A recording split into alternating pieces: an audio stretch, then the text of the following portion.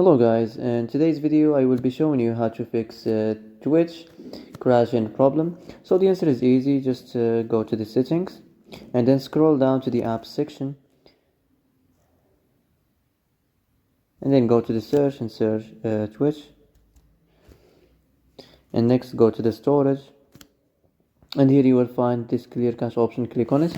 Now you can go check it if it worked, and if it didn't you can try to restart your phone or turn the Wi-Fi off and on, or the Bluetooth or the airplane mode.